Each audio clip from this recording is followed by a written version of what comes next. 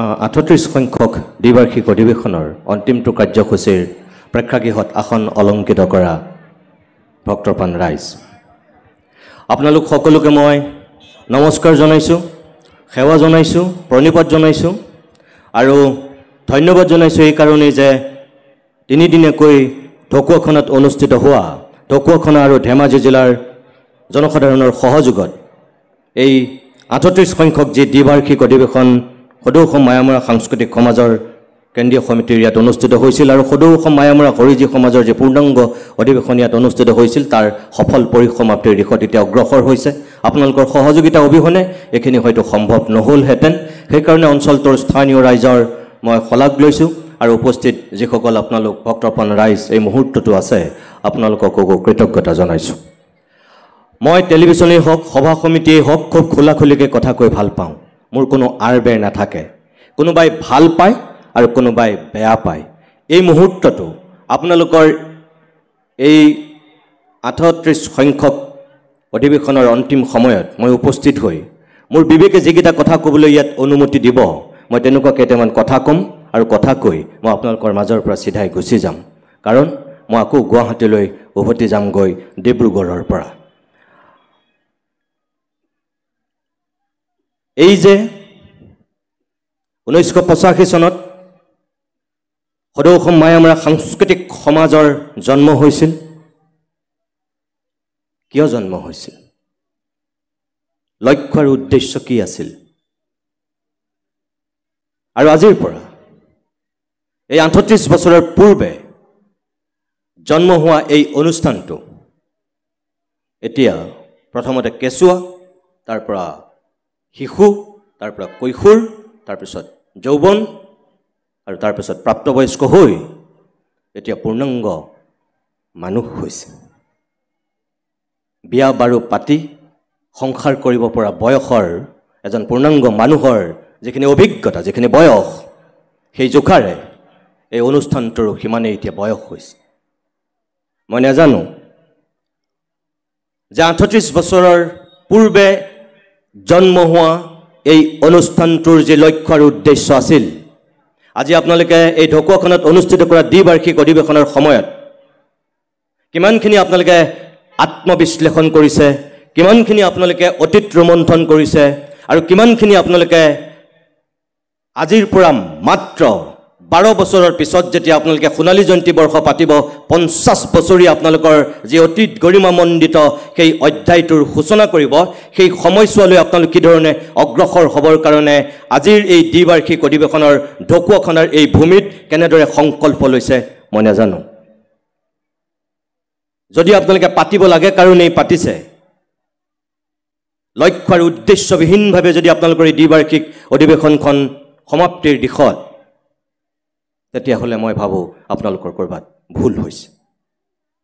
আৰু যদি মই কোৱাৰ বিপৰীত দিশটোত সঁচাকৈ আপোনালোকৰ যি সাংস্কৃতিক চেতনা, যি ধৰ্মীয় আৱেগ, অসমৰ সমাজ সংস্কৃতি আৰু সভ্যতালৈ মায়াময় সমাজৰ যিটো অৱদান, সেই অৱদানটোক এই দ্বিবাৰ্ষিক অধিৱেশনে যদি পূৰ্বতকৈ অধিক দৃঢ় আৰু অধিক শক্তিশালী ৰূপত উপস্থাপন কৰি বাৰ্তা বিলাইছে, সুবাস বিয়পাইছে, তেনেহ'লে মই ভাবিম যে আপোনালোকৰ এই দ্বিবাৰ্ষিক অধিৱেশনখনৰ সঁচা অৰ্থতেই সাফল্যমণ্ডিত হৈছে, সফল সমাপ্তি হৈছে আৰু তাৰ কাৰণে উদযাপন সমিতি ধন্যবাদৰ পাত্ৰ।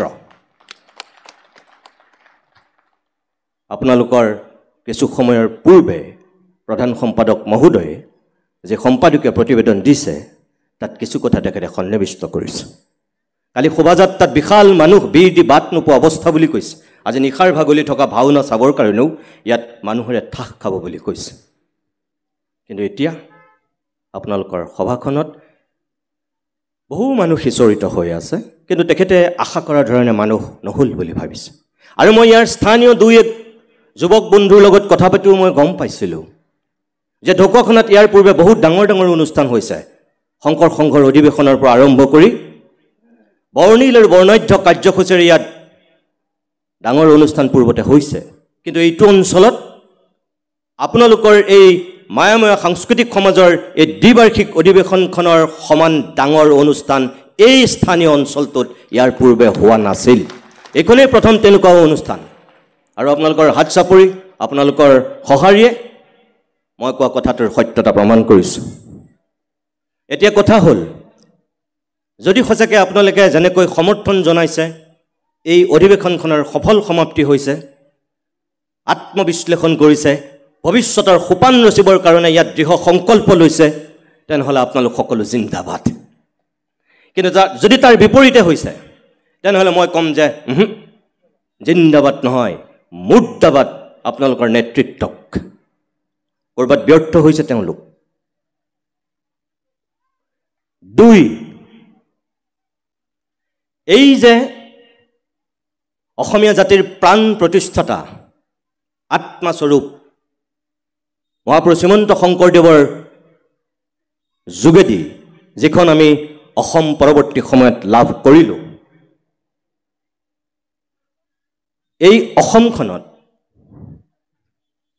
শংকৰদেৱৰ আগৰ কথা মই বাদ দিছোঁ মহাপুৰুষ শংকৰদেৱৰ পৰা আৰম্ভ কৰি এই আজিৰ 2025 চনৰ এই সময়খিনিলৈকে যদি মই আপোনালোকক কেইটামান স্তৰৰ কথা কওঁ তেতিয়াহ'লে মোৰ তাত কিছু আনন্দ আছে কিছু ফূৰ্তি আছে আৰু কিছু তাত আক্ষেপ আছে কিছু তাত অসন্তুষ্টি আছে কিছু তাত বেদনাও আছে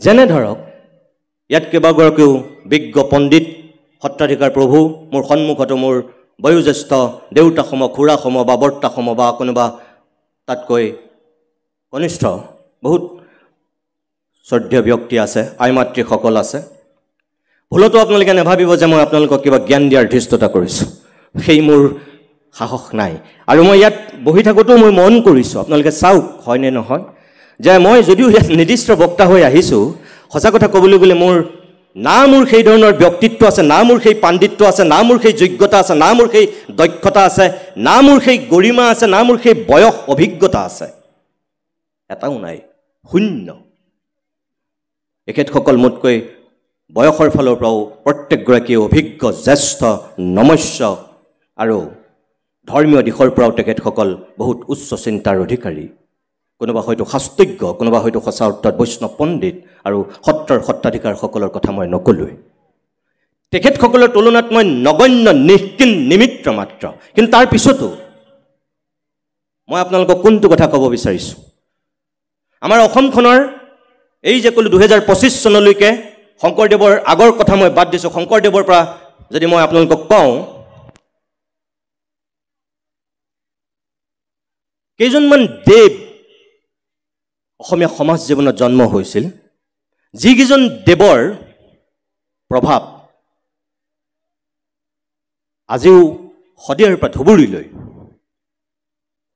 কোনেও কেতিয়াও অস্বীকাৰ কৰিব পৰা নাই নোৱাৰে আৰু ভৱিষ্যতলৈকো কেতিয়াও নোৱাৰিব যেতিয়ালৈকে ভাৰতবৰ্ষৰ ভূখণ্ডত এই অসম নামৰ ভূখণ্ড জীয়াই থাকিব তেতিয়ালৈকে সেই দেৱকেইজনৰ অৱদান কোনেও অস্বীকাৰ কৰিব নোৱাৰিব যেনে কোন কেইজন 1 শংকৰদেৱ 2 মাধৱদেৱ 3 গোপালদেৱ 4 অনিৰুদ্ধদেৱ 5 হৰিদেৱ 6 ভট্টদেৱ 7 নিৰঞ্জন দেৱ 8 বনমালী দেৱ 10 9 জয় হৰিদেৱ বৰ যদুমণি দেৱ এনেকৈ যদি আমি চাওঁ কেইজনমান দেৱৰ এটা সুকীয়া ভূমিকা আছে মহাপুৰুষ শংকৰদেৱ আৰু মাধৱদেৱে যিটো যাত্ৰা আৰম্ভ কৰিছিল শংকৰদেৱে আৰম্ভ কৰা সেই যাত্ৰাত উত্তৰসূৰী হিচাপে মহাপুৰুষ মাধৱদেৱে সকলোখিনি সঠিক ৰূপত আগুৱাই লৈ গৈছিল শংকৰদেৱৰ অনুপস্থিতিত কিন্তু মহাপুৰুষ মাধৱদেৱৰ যেতিয়া তিৰুভাৱ ঘটিল তাৰপিছত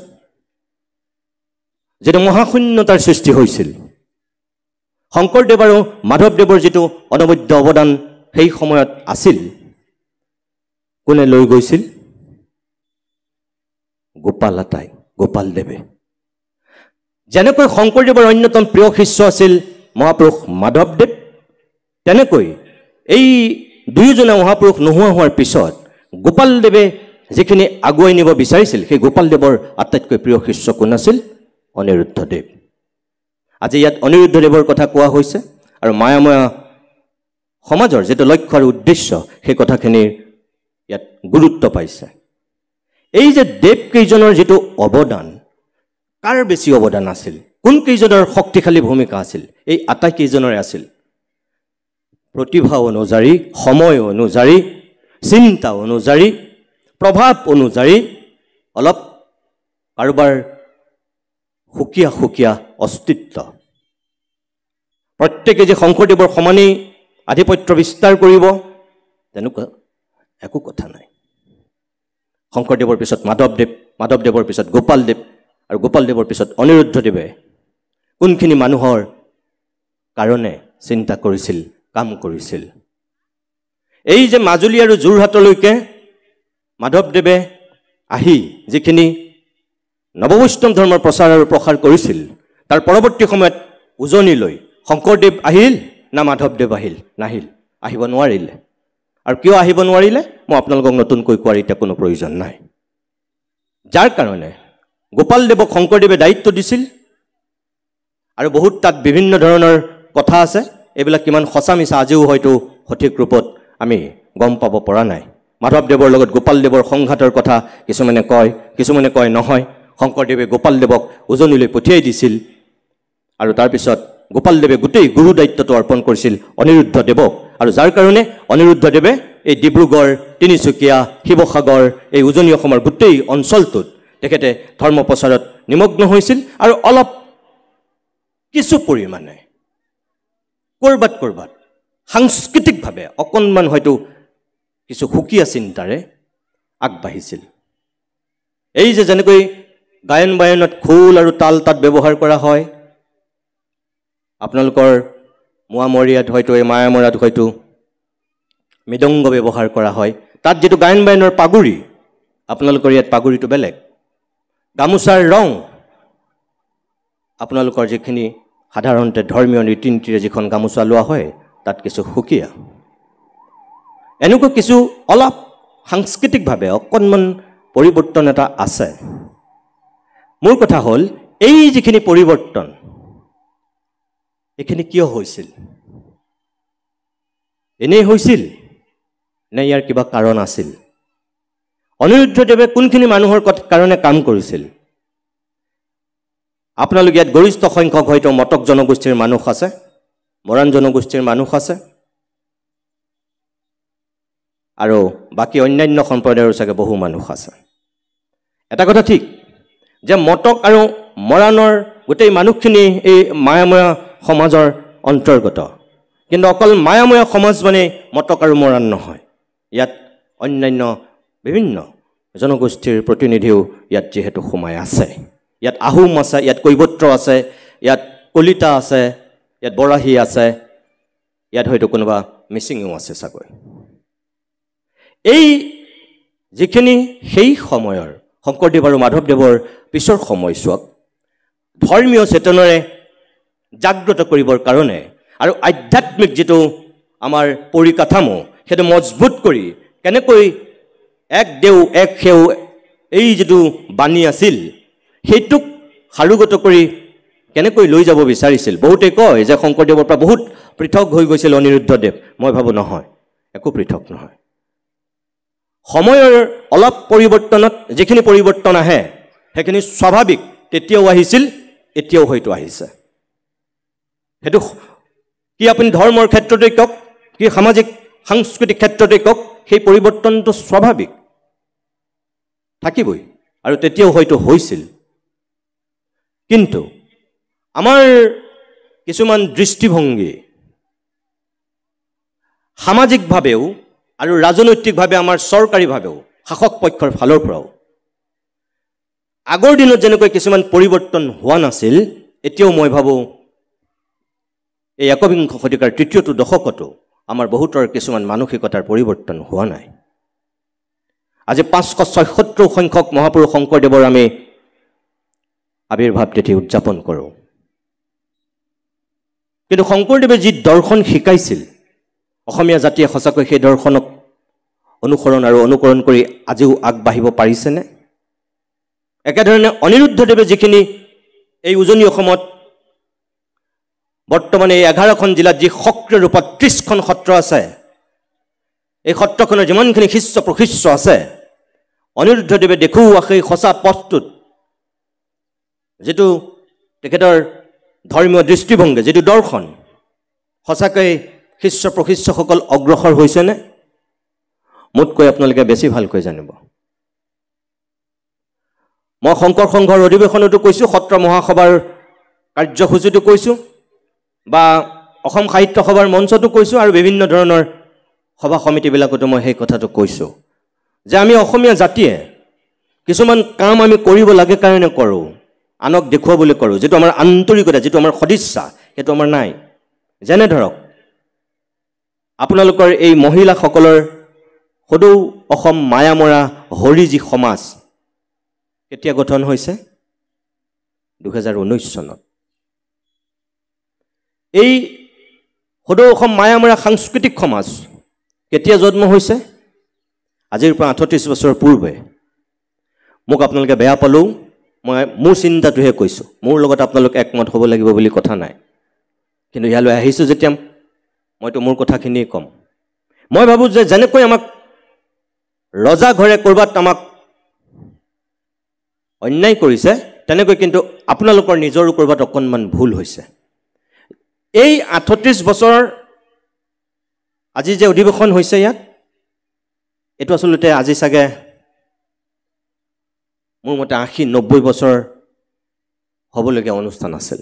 মই কিয় কৈছোঁ? অনিৰুদ্ধদেৱে উজনি অসমত এই ধৰ্মটো প্ৰচাৰ কৰিবৰ কাৰণে কেতিয়া চেষ্টা কৰিছিল? 1601 চনত। আৰু তেওঁৰ জন্ম কেতিয়া হৈছিল? 1553 চনত। আমি যদি চাওঁ তেনেহ'লে আজিৰ দিনত তেখেতৰ জন্মৰ বয়স হৈছে 472 বছৰ, আৰু তেখেতৰ মৃত্যু আজিৰ দিনত 399 বছৰ। তেখেতৰ মৃত্যুৰ পৰা এতিয়ালৈকে সময় যদি আমি গন্তি কৰোঁ, 399 বছৰ হৈছে। আৰু জন্মলৈ যদি আমি যাওঁ, 472 বছৰ হৈছে। কিয়? সেই হিচাপে চাবলৈ গ'লেতো আজি আমি 300 বছৰে আমি কিবা পাতিব পাৰিব লাগিছিল, যিটো তেখেতৰ অৱদান আছিল মোৰ মতে। কিন্তু আপোনালোকে বহুত পিছত এই ধৰণৰ এটা চিন্তা কৰিছে। আপোনালোকেতো বাৰু 38 বছৰ আগতেই চিন্তা কৰিলে, কিন্তু আমাৰ ৰজাঘৰে এই অনিৰুদ্ধদেৱৰ যিটো অৱদান, মায়াময়া সমাজৰ যিটো শক্তিশালী ভেটি, যিগৰাকীক লৈ গোটেই মায়াময়া সমাজখন আগবাঢ়িছে, তেখেতৰ প্ৰতি আমাৰ ৰজাঘৰৰ দৃষ্টিভংগীটো কেনেকুৱা? চৰকাৰবিলাকে কেনেধৰণে তেওঁলোকৰ চিন্তা আৰু চেতনা এই লাখ লাখ মানুহৰ মাজত তেওঁলোকে বিস্তাৰিত কৰিছে? মই কোনো শ্ৰেণী বিভাজন কৰিব বিচৰা নাই, কিন্তু সঁচা কথাটো কি জানে? যে আপোনালোক এই অনুষ্ঠানটো জন্ম হোৱাৰ পিছত, এই মায়াময়া সমাজ, সাংস্কৃতিক সমাজ জন্ম হোৱাৰ পিছতহে এতিয়া আমাৰ ৰজাঘৰবিলাকে সাৰ পাইছে, যাৰ কাৰণে অনিৰুদ্ধদেৱৰ নামত এখন বিশ্ববিদ্যালয় স্থাপন কৰাৰ কথা সিদিনাখন ঘোষণা কৰিবলগীয়া হৈছে। ভাৰতবৰ্ষৰ ভিতৰত দ্বিতীয়খন ক্ৰীড়া বিশ্ববিদ্যালয় সিদিনাখন ঘোষণা কৰিবলগীয়া হৈছে এই অনিৰুদ্ধদেৱৰ নামত। এতিয়াও অনিৰুদ্ধদেৱৰ নামত যিখন আসন বিশ্ববিদ্যালয়ত, ডিব্ৰুগড় বিশ্ববিদ্যালয়ত প্ৰতিষ্ঠা কৰিলে, সেই আসনখনৰ বৰ্তমানৰ অৱস্থাটো কেনেকুৱা? বিশ্ববিদ্যালয় ঘোষণা কৰি পেলাই বিশ্ববিদ্যালয়খনৰ এতিয়া যিটো ৰূপ আৰু স্বৰূপ কি পৰ্যায়ত আছে? ক্ৰীড়া বিশ্ববিদ্যালয়খনৰ আন্তঃগাঁথনি কোন পৰ্যায়ত আছে? ভাৰতবৰ্ষৰ ভিতৰততো দ্বিতীয়খন ক্ৰীড়া বিশ্ববিদ্যালয় আমাৰ অসমত হৈছে, আৰু কাৰ নামত হৈছে? এই মহাপুৰুষ অনিৰুদ্ধদেৱৰ নামত হৈছে। কিন্তু কোন পৰ্যায়ত আছে?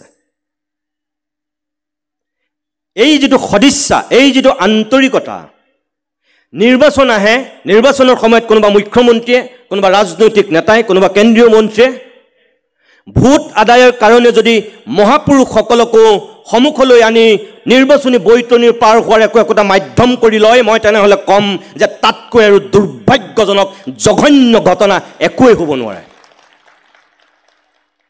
এই মায়াময়া সমাজৰ দীৰ্ঘদিনীয়া দাবী যে এই অনিৰুদ্ধদেৱৰ তিৰুভাৱ বা আবিৰ্ভাৱ তিথিটো চৰকাৰীভাৱে উদযাপন কৰা হওক বা এদিন বন্ধ দিয়া হওক, কিন্তু আজিলৈকে কৰিছে নেকি? কিন্তু এইখন অসমত এই চৰকাৰে আজি বিহাৰৰ পৰা অহা বিহাৰী লোকসকলৰ কাৰণে ছট পূজাৰ দিনটো কিন্তু বন্ধ ঘোষণা কৰিছে। কিন্তু অনিৰুদ্ধদেৱ খিলঞ্জীয়া মানুহৰ ধৰ্ম এগৰাকী বৈষ্ণৱ পণ্ডিত, আৰু অকল ধৰ্মীয় গুৰুৱে নহয়। অনিৰুদ্ধদেৱ কি আছিল? অকল ধৰ্মগুৰু আছিল নেকি? নাছিল। এগৰাকী সমাজ সংস্কাৰক, এগৰাকী সঁচা অৰ্থত শংকৰদেৱৰ উত্তৰসূৰী হিচাপে সেই সময়ৰ সমাজখনক একত্ৰিত কৰিব বিচাৰিছিল, একতাৰ বাণী বিলাইছিল। সকলোৰে মাজত শ্ৰেণীহীন সমাজ, আজি নৰেন্দ্ৰ মোদীয়ে কয় সবকা সাথ সবকা বিকাশ, যিটো কথা শংকৰদেৱে কোন কাহানী বাই কৈছিল শ্ৰেণীহীন সমাজ, আৰু উত্তৰসূৰী হিচাপে মহাপুৰুষ মাধৱদেৱ আৰু এই অনিৰুদ্ধদেৱহঁতে সেয়া বিলাইছিল। গাৰুৰ গোবিন্দ, নগাৰ নৰোত্তম, মুছলমানৰ চানখাইক যেনেকৈ শিষ্যত্ব দিছিল, তেনেকৈ এই অনিৰুদ্ধদেৱে কোনোবা মটক, কোনোবা মৰাণ, কোনোবা আহোম, কোনোবা কৈবৰ্ত, কোনোবা কলিতা, আনকি এজন মুছলমানৰ দৰ্জীকো সেই তেতিয়াই শিষ্যত্ব দিছিল। এইজন অনিৰুদ্ধদেৱে সেই বহল চিন্তাৰে এখন সমাজ, শক্তিশালী সাংস্কৃতিক ভেটি তেতিয়াই নিৰ্মাণ কৰাৰ চিন্তা কৰিছিল। কিন্তু অনিৰুদ্ধদেৱৰ ক্ষেত্ৰত কি ৰজাঘৰ কি প্ৰজাঘৰ, সকলোৰে দৃষ্টিভংগীটো কেনেকুৱা? হয়, শংকৰদেৱ আৰু মাধৱদেৱৰ দৰে অনিৰুদ্ধদেৱ উজলি নুঠিল। সেই সময়ৰ কাৰোবাৰ অলপ গণ্ডগোলীয়া চিন্তাৰ কাৰণেই হওক বা কাৰোবাৰ অলপ বেলেগ ধৰণৰ মানসিকতাৰ কাৰণেই হওক, মই ব্যক্তিগতভাৱে ভাবোঁ তেখেতৰ অৱদান অনুসৰি তেখেতে যি ধৰণে স্বীকৃতি পাব লাগিছিল, তেখেতে সেই ধৰণৰ স্বীকৃতিটো আজিও নাই পোৱা। অনিৰুদ্ধদেৱে মোৰ মতে আজিও সেই স্বীকৃতিটো নাই পোৱা। ক'ৰবাত অৱহেলিত, ক'ৰবাত উপেক্ষিত, ক'ৰবাত তেখেত বঞ্চিত হ'ল তেখেতৰ অৱদান অনুসৰি। মোৰ নিজৰ তেনেকুৱা অনুভৱ এটা হয়। কিন্তু মেকুৰীৰ ডিঙিত টিলিঙা আৰিব কোনে? এতিয়া প্ৰশ্নটো তাতেই। এতিয়া নিৰ্বাচন আহিছে, আকৌ চাব যে হয়তো এতিয়া আকৌ নতুন প্ৰতিশ্ৰুতিৰ জোৱাৰ আহিব। কি কংগ্ৰেছ, কি বিজেপি, কি অগপ, এই সকলোবিলাকে অকল তেওঁলোকে ৰাজনৈতিক ক্ষমতা লাভৰ কাৰণেহে আমাৰ আনকি মহাপুৰুষসকলকো কেতিয়াবা নিজৰ বৃত্তটোলৈ টানি আনে। কিয়? আপোনালোকে দাবী নকৰাৰ আগতে অনিৰুদ্ধদেৱৰ নামত বিশ্ববিদ্যালয় প্ৰতিষ্ঠা কৰাৰ কথা কিয় ভাবিব নোৱাৰিলে? এখন আসন প্ৰতিষ্ঠা কৰাৰ কথা কিয় ভাবিব নোৱাৰিলে? এই নিষ্ঠুৰ সত্যবিলাক ক'বলৈ গ'লে কোনোবাই কেতিয়াবা বেয়া পায়, কিন্তু মোৰ কথা হ'ল যে এতিয়াও সময় শেষ হোৱা নাই। যে আপোনালোক যিহেতু এইমাত্ৰ হেমন্ত গোহাঁই ডাঙৰীয়াই যিকেইটা কথা কৈছে যে আপোনালোক যুঁজিব, কেঁচুৱাই আচলতে কেতিয়াও কান্দিব নালাগে মাকৰ গাখীৰৰ কাৰণে। জন্ম দিছে যেতিয়া কেঁচুৱাক ডাঙৰ কৰাৰ দায়িত্ব মাতৃৰ, তেওঁ দুগ্ধপান কৰাবই লাগিব। কিন্তু কেতিয়াবা কিবা কিবি কাৰণত, কামৰ ব্যস্ততা বা কিবা কাৰণত কেঁচুৱাটোক সময়ত গাখীৰ নিদিয়ে, আৰু কেঁচুৱাই যেতিয়া কান্দে তেতিয়া মাকগৰাকীতো বলি। আৰু এতিয়াও আমাৰ তেনেকুৱাই কথা। যদি আমি পোৱা নাই, আমাক যদি দিয়া নাই, তেতিয়াহ'লে আমি প্ৰথমে অনুৰোধ কৰিম, আমি আহ্বান জনাম, আমি কাতৰ অনুৰোধেৰে বিনয়েৰে কম, যদি তাৰপিছত নিদিয়ে তেতিয়াহ'লে আপোনালোকে কি কৰিব? যুঁজিব লাগিব। যুঁজি আপোনালোকে জিনিব লাগিব আৰু আদায় কৰিব পাৰিব লাগিব। আৰু সেই শক্তিটো আপোনালোকে দেখুৱাওক। এই মায়াময় সমাজৰ যিখিনি শক্তি আপোনালোকে সৎব্যৱহাৰ কৰক। কিন্তু আপোনালোকৰ সেই একতা, সেই মজবুত শক্তি আছেনে নাই আদায় কৰিব পৰা? মই নাজানো, আপোনালোকে ভালকৈ জানিব। এই যে মই ক'লোঁ কিছুমান শংকৰদেৱৰ সময়ত কিছুমান দেৱৰ অৱদান আছিল, ঠিক তেখেতসকলৰ পিছত আমি যদি চাওঁ অসমীয়া সমাজ জীৱনত স্তৰে স্তৰে কিছুমান মানুহে এনেকুৱা কাম কৰিছিল যিবিলাকৰ কাৰণে পৰৱৰ্তী সময়ত তাৰ প্ৰভাৱ বিস্তাৰিত হৈছিল। যেনে ধৰক শংকৰদেৱ এটা সময়ত সত্ৰ আৰু নামঘৰৰ মণিকূটৰ ভিতৰত আছিল, যাৰ কাৰণে শংকৰদেৱৰ সৃষ্টি মানুহৰ মাজলৈ অহা নাছিল। আজি যেনেকৈ শংকৰদেৱক জানিছে, শংকৰদেৱৰ প্ৰতিটো সৃষ্টি, তেওঁ বৰগীত, তেওঁ অংকীয়া নাট, তেওঁ কীৰ্তন পুথিৰ পৰা আৰম্ভ কৰি সকলোবিলাক সৃষ্টি কেতিয়াৰ পৰা জানিলে? যেতিয়া লক্ষ্মীনাথ বেজবৰুৱাই সত্ৰ আৰু নামঘৰৰ মণিকূটৰ ভিতৰৰ পৰা লক্ষ্মীনাথ বেজবৰুৱাৰ কৃপাত যেতিয়া শংকৰদেৱ ওলাই আহিল, বেজবৰুৱাই যেতিয়া উলিয়াই আনিলে, তাৰপিছত শংকৰদেৱৰ সৃষ্টিৰ আজি গোটেই অসমৰ মানুহে গম পালে। মই ভাবোঁ সেই কামটো আজিও কিন্তু অনিৰুদ্ধ দেৱৰ ক্ষেত্ৰত সম্পূৰ্ণৰূপে প্ৰযোজ্য হোৱা নাই। আপোনালোকে কি ভাবে মই নাজানো। এতিয়াও তেখেতৰ যিখিনি সৃষ্টি, এই লক্ষ্মীনাথ বেজবৰুৱাই শংকৰদেৱৰ সৃষ্টিক যেনেকৈ উলিয়াই আনিছিল, আপোনালোকৰ অনিৰুদ্ধদেৱৰ এই সৃষ্টিৰাজিকো কেতিয়াবাই বাহিৰলৈ তেনেকৈ শক্তিশালী ৰূপত উলিয়াই আনিব পাৰিব লাগিছিল, কিবা কাৰণত পলম হ'ল। মই ভাবোঁ যে তেখেতৰ যিমানখিনি উল্লেখযোগ্য সৃষ্টি আছে, যেনে ধৰক ভাগৱতৰ ৫ম স্কন্ধৰ অনুবাদ, ১০ম স্কন্ধ শংকৰদেৱে অনুবাদ কৰিছিল, আৰু এই অনিৰুদ্ধদেৱে ভাগৱতৰ ৫ম স্কন্ধ অনুবাদ কৰিছে। পুৰঞ্জয় উপাখ্যান ৯ কুৰি ২টা গীত, যি ১৮২টা গীত অনিৰুদ্ধদেৱৰ গীত বুলি কোৱা হয়, আৰু 2খন তেওঁ অনবদ্য সৃষ্টি, এই ভক্তিমংগল ঘোষা আৰু নিজ শাস্ত্ৰ। এই নিজ শাস্ত্ৰখন এতিয়াও চাগে মায়ামৰীয়া সমাজৰ কিমানে দেখিছে মোৰ সন্দেহ আছে। এখনতো বছৰেকত এবাৰ মানুহে কিবা পঢ়ে বুলি মই ক'ৰবাত পঢ়িব পাইছিলোঁ। পঢ়িবলৈ দিয়া নহয়, যিহেতু ক'ৰবাত নামঘৰ বা কীৰ্তন ঘৰৰ নিচিনা জেগাত সুৰক্ষিত অৱস্থাত ৰখা হয়, তাৰো চাগে নিশ্চয় কাৰণ আছে।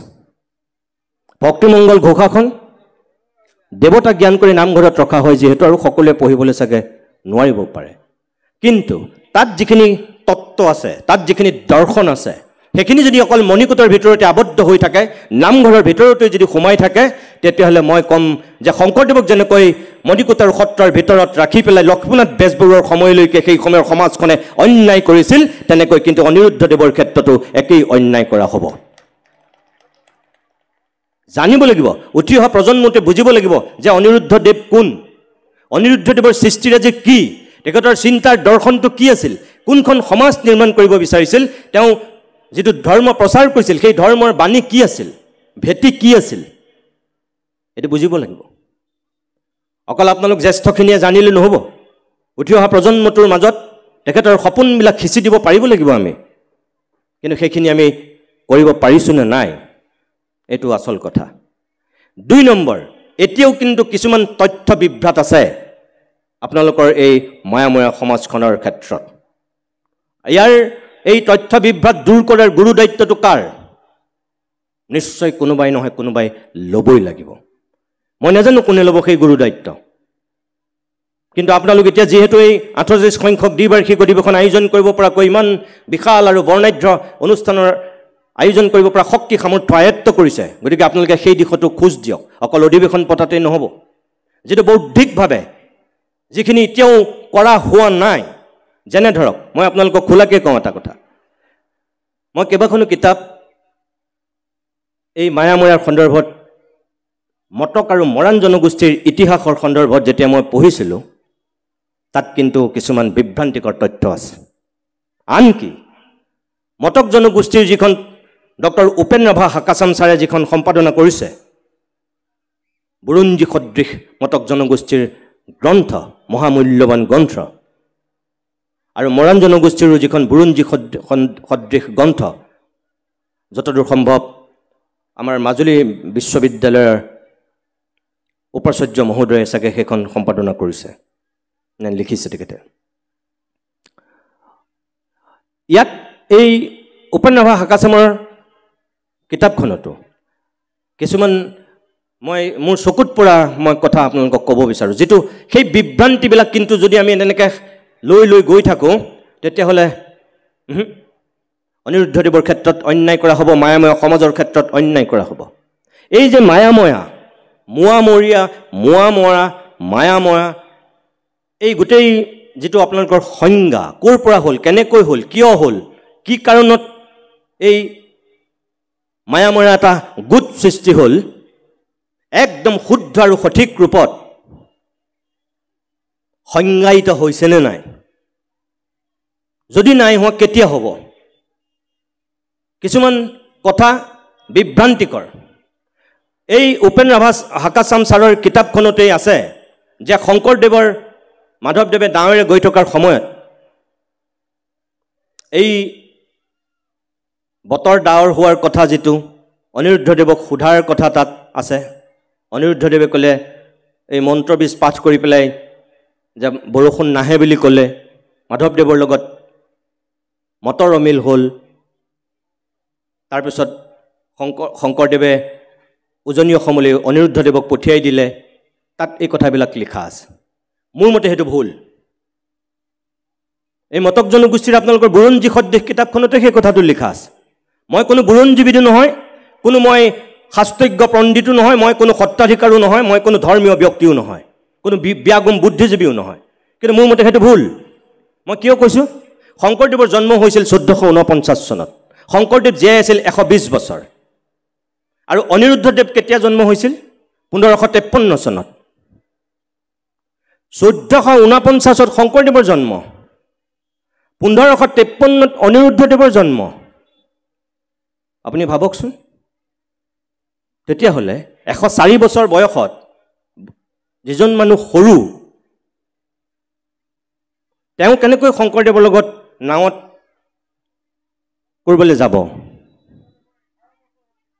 সেইটোকে কৈছোঁ এই তথ্যবিলাক ভুল হৈ আছে উপেন ৰাভা হাকাচামটো যদুমধু মানুহ নহয় সাহিত্য সভাৰ এবাৰ সভাপতি হ'বলৈ বিচৰা অন্যতম প্ৰাৰ্থী আছিল বসন্ত গোস্বামীৰ লগত আৰু ছাৰটো নিজেই জনগোষ্ঠীয় অধ্যয়ন কৰা এজন পণ্ডিত বিজ্ঞ লোক তাত যদি সেই ভুলবিলাক থাকে তেতিয়াহ'লে নতুন প্ৰজন্মই কিছু ভুল কথা গম পাব মোৰ মতে সেইজন অনিৰুদ্ধদেৱ নহয় যদি হয় তেনেহ'লে সেইজন গোপালদেৱ হ'ব লাগিছিল যদি আছিল মই নাজানো কাৰণ গোপালদেৱ অনিৰুদ্ধদেৱতকৈ অলপ ডাঙৰ আছিল কিমান ডাঙৰ আছিল 13 বছৰ ডাঙৰ আছিল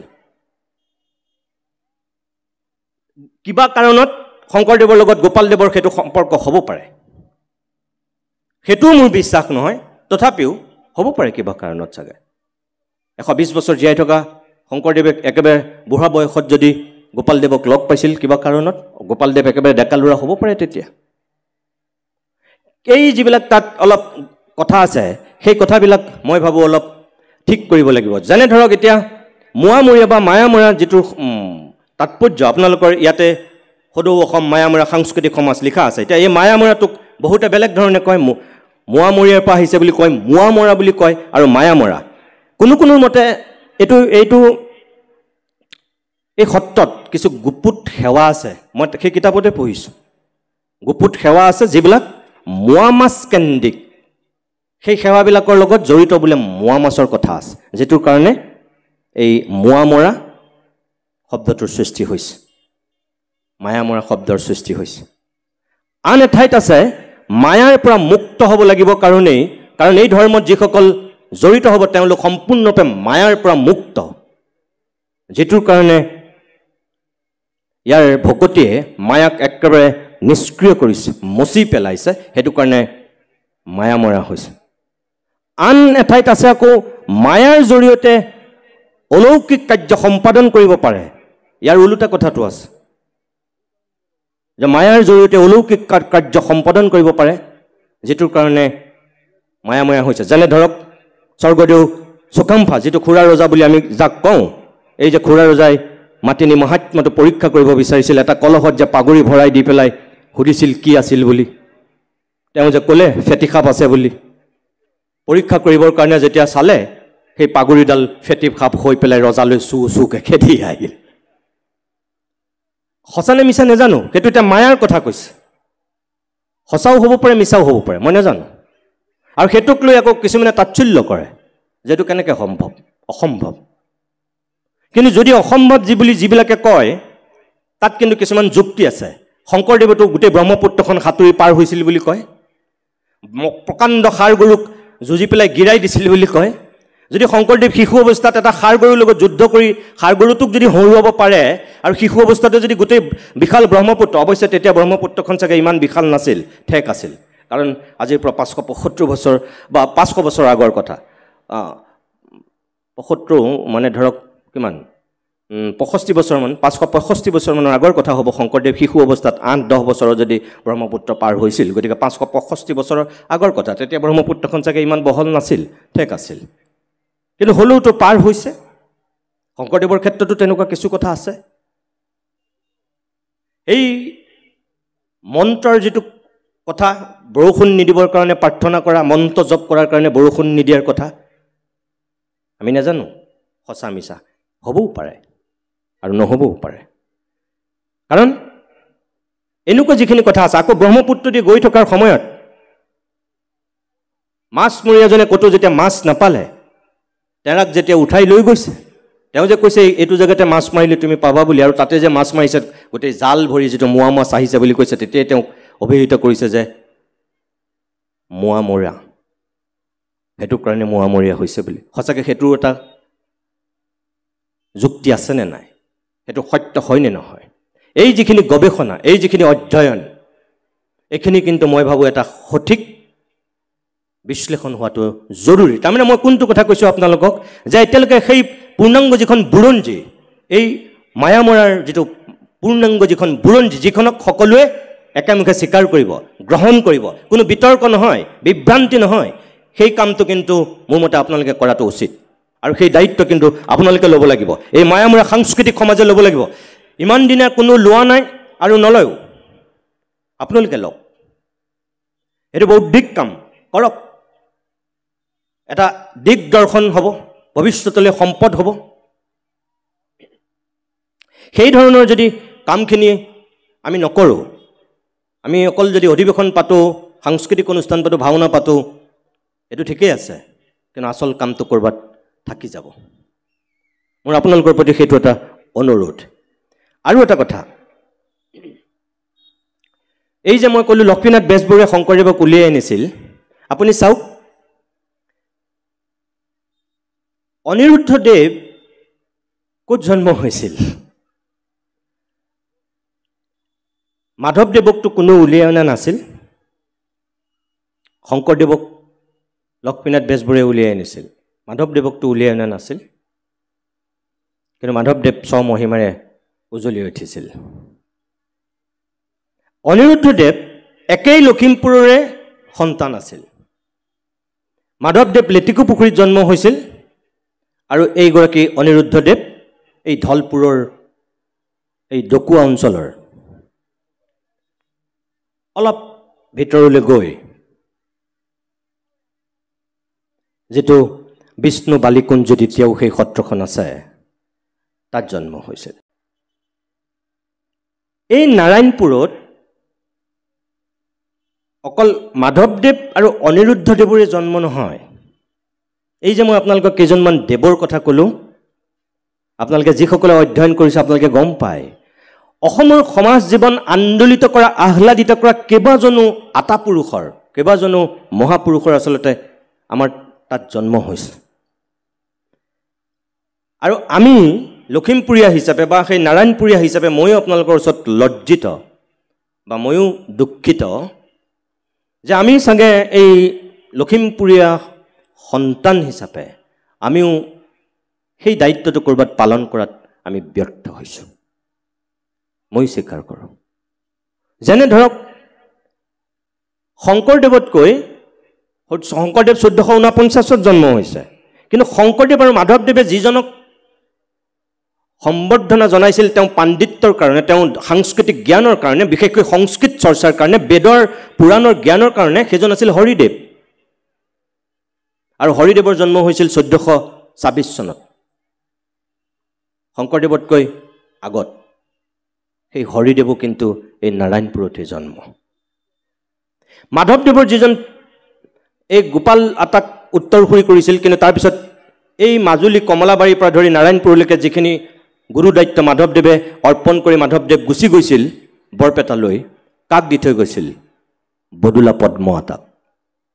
আজি য'ত মাধৱদেৱ কলাক্ষেত্ৰ স্থাপন হৈছে যিখন সত্ৰত, বদলা পদ্মৱতা সত্ৰ এই বদলা পদ্মৱতাৰ জন্ম ক'ত মানে মহাপুৰুষৰ বদলি পদ্মৱতাক দায়িত্ব দিয়াৰ কাৰণে বদলা হৈছিল নামটো বদলি দিয়াৰ কাৰণে বদলা পদ্মৱতা কৰিছিল এই বদলা পদ্মৱতাৰ জন্ম ক'ত এই নাৰায়ণপুৰত বংশীগোপাল দেৱ নিৰঞ্জন দেৱ বনমালী দেৱ কেশৱ চন্দ্ৰ দেৱ আনকি কীৰ্তন ঘোষাখন যিজনে সম্পাদনা কৰিছিল মাধৱদেৱৰ নিৰ্দেশত সংকলন কৰিছিল ভক্তি ৰত্নাকৰ পুথি যিগৰাকী অনুবাদ কৰিছিল ৰামচৰণ ঠাকুৰ আপোনালোকে গম পায়নে নাপায় নাজানো আজি কীৰ্তন পুথি আমি যিটো পৰ্যায়ত পাইছোঁ এই কীৰ্তন পুথিখন কোনে প্ৰস্তুত কৰিছিল শংকৰদেৱে লিখিছিল য'তে ত'তে সিঁচৰিত হৈ আছিল সেই কামটো মাধৱদেৱৰ নিৰ্দেশত যিজনে সম্পূৰ্ণ কৰিছিল সেই ৰামচৰণ ঠাকুৰ তেওঁ ক'ৰ আছিল আমাৰ নাৰায়ণপুৰৰে আছিল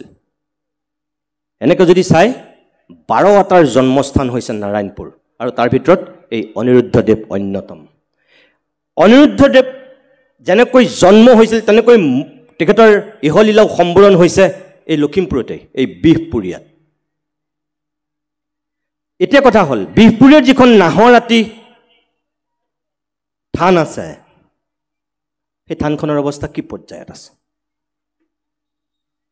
যেনেকৈ বৰপেটা উজলি আছে যেনেকৈ বৰদোৱা উজলি আছে মোটামুটিভাৱে যেনেকৈ লেটেকু পুখুৰী উজলি আছে তেনেকৈ এই বিষ্ণু বালিকুঞ্চি বা এই বিহপুৰীয়াৰ নাহৰআতি উজলি আছেনে নাই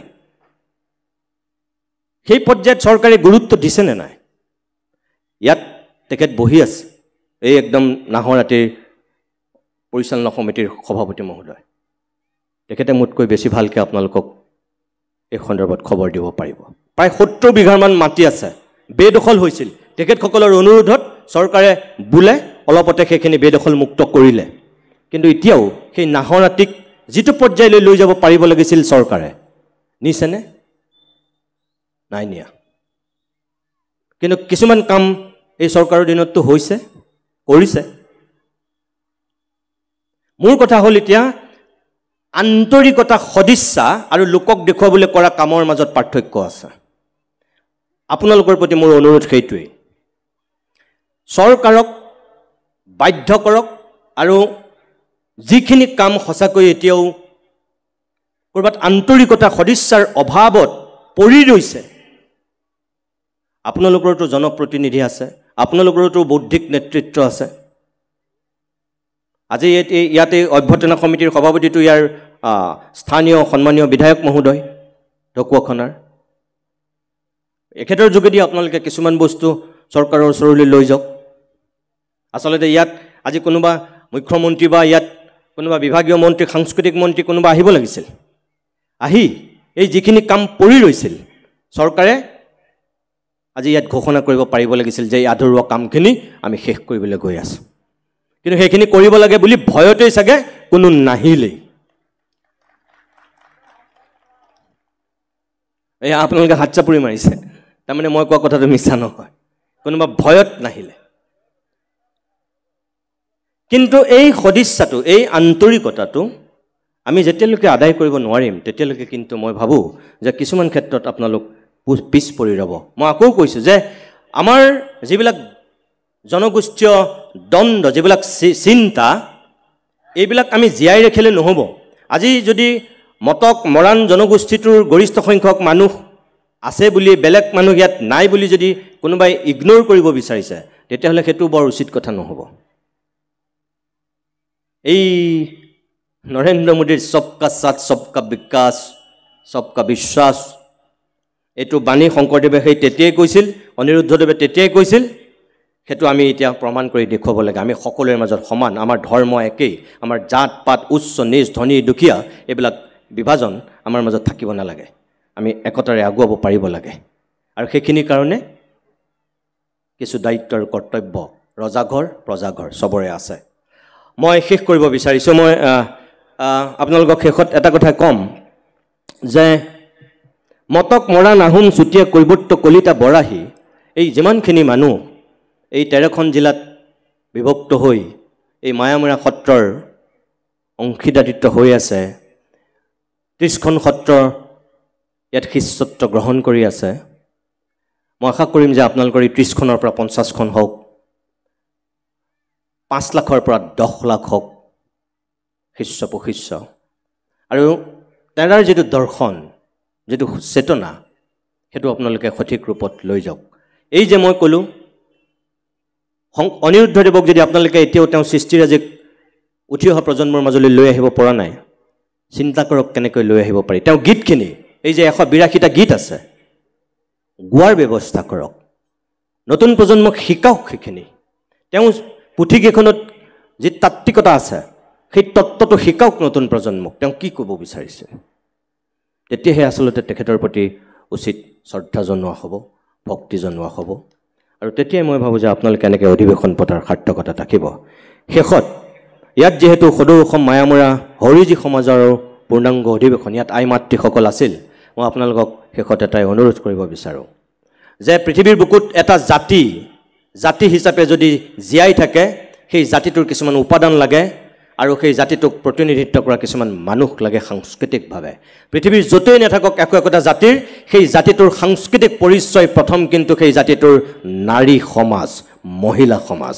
আপোনালোকে সদায় মনত ৰাখিব মই পুৰুষসকলৰ গুৰুত্ব নাই বুলি কোৱা নাই কিন্তু বিদেশৰ পৰা অহা কোনোবা মানুহে কোনোবা এটা জনগোষ্ঠীক যদি কথা নপতাকৈ জানিব বিচাৰে বুজিব বিচাৰে পুৰুষজনক চালে গম নাপাবও পাৰে কিন্তু যদি মহিলাগৰাকীক চাই গম পাই যায় কিয় তেওঁ সাজ পোছাক তেওঁ ব্যৱহাৰ তেওঁ চকুৰ চাৱনি তেওঁ অতিথিপৰায়ণতা তাত সাংস্কৃতিক চেতনা বিদ্যমান হৈ থাকে গতিকে আপোনালোক এই যে মায়ামৰা সমাজৰ হৰিজী যিসকল শৰণ লোৱাৰ পিছত আপোনালোকে এই হৰিজী সমাজৰ গঠন কৰিছে এই 2019 চনত কেতিয়াবাই গঠন কৰিব লাগিছিল আচলতে বহুত পলমকৈ গঠন হৈছে হ'লেও এতিয়া যে গঠন কৰি আপোনালোকে কিছু কাম কৰিব বিচাৰিছে সেইখিনি কাম কৰক যিখিনি কামৰ কাৰণে সাংস্কৃতিক চেতনা সমৃদ্ধিশালী হয়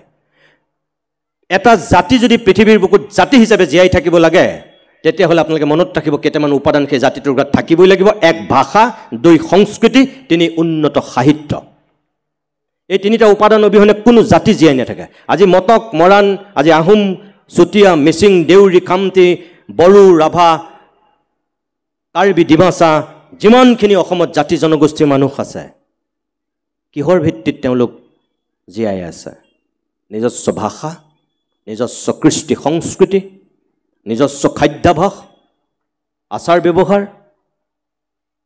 সাহিত্যক লৈ আৰু আপোনালোকৰ যিখিনি সাহিত্য আছিল যিখিনি সংস্কৃতি আছিল যিখিনি সামাজিক পৰিকাঠামো আছিল এইখিনি কিন্তু পুৰুষতকৈ মহিলাসকলে বেছি ধৰি ৰাখে বেছি আগুৱাই নিয়ে গতিকে আপোনালোকৰ সেই গুৰু দায়িত্বটোৰ কথা মই সোঁৱৰাই দিয়াৰ কোনো প্ৰয়োজন নাই যিখিনি এতিয়াও কৰিবলৈ বাকী আছে নাৰী সমাজক আগুৱাই নিয়াৰ ক্ষেত্ৰত উঠি অহা প্ৰজন্মটোক ল'ৰা ছোৱালীবিলাকক প্ৰকৃততে সাংস্কৃতিক চেতনাৰে সমৃদ্ধি কৰিব পৰাকৈ যিখিনি আপোনালোকে বাণী দিব লাগে সেইখিনি দিয়াৰ আপোনালোকে গুৰু দায়িত্ব গ্ৰহণ কৰক নাৰী সমাজে পৃথিৱীখন ভয়ংকৰ হৈছে ক'ৰবাৰ পৰা ক'ৰবালৈ গুচি গৈছে আপোনালোক সজাগ হওক সচেতন হওক নিজৰ ল'ৰাটোক নিজৰ ছোৱালীজনীক ডক্টৰ ইঞ্জিনিয়াৰ প্ৰফেচৰ বনোৱাতকৈ ডাঙৰ মানুহ বনোৱাতকৈ মোৰ আপোনালোকৰ প্ৰতি অনুৰোধ তাক বা তাইক প্ৰথমতে ভাল মানুহ বনাওক ভাল মানুহ ডক্টৰ ইঞ্জিনিয়াৰ পিছত বনাব এখন সুস্থ সমাজ গঢ়িবৰ কাৰণে আমাৰ মাতৃ সমাজৰ যিটো গুৰু দায়িত্ব আমাৰ প্ৰত্যেকটো শিশুক আমি ভাল মানুহ কৰিব লাগিব আজি কোনোবা আমি মটক কোনোবা মৰাণ কোনোবা আমি মিচিং কোনোবা দেউৰী কোনোবা খামতি কিন্তু আমি বৃহত্তৰ অসমীয়া কোন বুলি ক'লে কেইটামান বামুণ গোসাঁইক বা কেইটামান কলিতাক আমি দেখুৱাই দিব নোৱাৰোঁ ভাৰতীয় বুলি ক'লে আমি কেইটামান মহাৰাষ্ট্ৰিক মণিপুৰীক কৈ দিব নোৱাৰোঁ ভাৰতীয় সেইসকল কোনোবা মাৰাঠী কোনোবা তামিল কোনোবা তেলেগু কোনোবা পাঞ্জাবী কোনোবা অসমীয়া কোনোবা অৰুণাচলী কোনোবা নাগা আমি অসমীয়া সেইসকল কোনোবা মিচিং কোনোবা দেউৰী কোনোবা খামতি কোনোবা মটক কোনোবা মৰাণ কোনোবা আহোম কোনোবা কোচ ৰাজবংশী কোনোবা কাৰ্বি কোনোবা ডিমাচা কোনোবা নেপালী এই সকলোখিনি গতিকে তাৰ মাজতো আমি এটা বৃহত্তৰ মহাজাতিৰ অংশ হিচাপে আমি স্বকীয়তাৰে জীয়াই থাকিম কি আমি মায়ামৰা সমাজৰ প্ৰতিনিধি আমাৰ গুৰু অনিৰুদ্ধ দেৱ আমি আমাৰ স্বকীয়তাৰে জীয়াই থাকিম কিন্তু আমি বিলীন হৈ থাকিম অসমীয়াৰ মহাজাতিত এই চিন্তাটোৰে মাতৃ সমাজে কাম কৰক উঠি অহা প্ৰজন্মটোক শিক্ষা দিয়ক আৰু তেনেকৈ সাংস্কৃতিক চেতনাৰে আপোনালোকে আগুৱাই লৈ যাওক মই ভাবোঁ তেতিয়া আপোনালোকে এনেধৰণে দুদিনীয়া তিনিদিনীয়াকৈ বৰ্ণিল বৰ্ণাঢ্য কাৰ্যসূচীৰে অধিৱেশন পতাৰ ক'ৰবাত সাৰ্থকতা থাকিব মই বহুত সময় হয়তো কথা কৈছোঁ মই পুনৰবাৰ এই 38 সংখ্যক যে দ্বিবাৰ্ষিক অধিৱেশন আৰু সদৌ অসম মায়াময়া হৰিজী সমাজৰ যে পূৰ্ণাংগ অধিৱেশন এই দুয়োটা কাৰ্যসূচীৰে সফল সমাপ্তি হোৱাৰ মই আশা কৰিছোঁ আপোনালোক যে কষ্ট যে ত্যাগ যে শ্ৰম এই 3 দিনত ব্যয় কৰিছে আপোনালোক ক'ৰবাত নহয় অলপ হ'লেও 100% নহ'লেও 70% 60% যদি আপোনালোক সফল হৈছে তেতিয়াহ'লে আপোনালোকৰ অধিৱেশনৰ তাতেই প্ৰাপ্তি তাতেই আনন্দ তাতেই আপোনালোকৰ সুখ পুনৰবাৰ উদ্যোক্তাসকলক মোক ইয়ালৈ আমন্ত্ৰণ কৰাৰ কাৰণে ধন্যবাদ জনাইছোঁ আৰু শেষত মই কোনো মুখ্যমন্ত্ৰী নহয় কোনো বিত্তমন্ত্ৰী নহয় আপোনালোকক কিবা মই অৰ্থ সাহায্য দিম বা কিবা ডাঙৰ প্ৰতিশ্ৰুতি দিম তেনেকুৱা মোৰ শক্তি আৰু সামৰ্থ্য নাই কিন্তু মই এটা কথা শেষত কৈ যাওঁ যে আপোনালোকৰ এই মানুহখিনিৰ এই অনিৰুদ্ধদেৱৰ পৰা আৰম্ভ কৰি এই মায়াময়া সমাজৰ সাংস্কৃতিক উত্তৰণৰ কাৰণে সামাজিক ভেটি মজবুত কৰাৰ কাৰণে যদি মোৰ নিচিনা নিমিত্ৰ নিষ্কিন নগণ্যজনৰ ক'ৰবাত প্ৰয়োজন হয় ক'ৰবাত সহায় লাগে আপোনালোকৰ লগত আছোঁ কাষত থাকিম আৰু আপোনালোকে যি ধৰণে মোক বিচাৰে ভৱিষ্যতলৈকো পাব ভালটোক মই ভাল বুলি ক'ম ভালৰ প্ৰশংসা কৰিম আৰু যদি মই আপোনালোকৰ বেয়া দেখোঁ তেতিয়াও কিন্তু মই আকৌ ইয়ালৈ মোক নিৰ্দিষ্ট বক্তা কৰি মাতি আনিলে বুলি মই ৰেহাই দিম সেইটো আশা মোৰ পৰা নকৰিব বেয়াটো দেখিলে মই বেয়া বুলি কমেই আৰু মই সমালোচনাও কৰিম সেইটো মোৰ খাটাং কথা আশা কৰিম আপোনালোকে আগন্তুক দিনত ভাল কাম কৰক আৰু ভাল কাম কৰিলে সেইসকল মানুহৰ লগত কাষত মই সদায় থাকি ভাল পাওঁ আপোনালোকৰ লগতো সদায় থাকিম প্ৰতিশ্ৰুতি দিছোঁ আপোনালোকৰ মায়াময়া সমাজৰ উত্তৰ ভৱিষ্যত কামনা কৰিছোঁ অনিৰুদ্ধদেৱৰ প্ৰভুৰ প্ৰতি মই সেৱা যাচিছোঁ তেৰাই দূৰৰ পৰাই আমাক আশীৰ্বাদ দিয়ক তেখেতৰ চিন্তা তেখেতৰ দৰ্শন আমি ক'ৰবাত বুকুত খোদিত কৰি যদি অলপ হ'লেও আগুৱাই যাব পাৰোঁ তেনেহ'লে আমি মানুহ হিচাপে জন্মগ্ৰহণ কৰাৰ চাগে ক'ৰবাত এটা সাৰ্থকতা থাকিব এইখন অসম ভূমিত সেই আশা কৰি সদৌতিকে মই সেৱা জনাই প্ৰণিপাত জনাই মই আপোনালোকৰ মাজৰ পৰা বিদায় লৈছোঁ নমস্কাৰ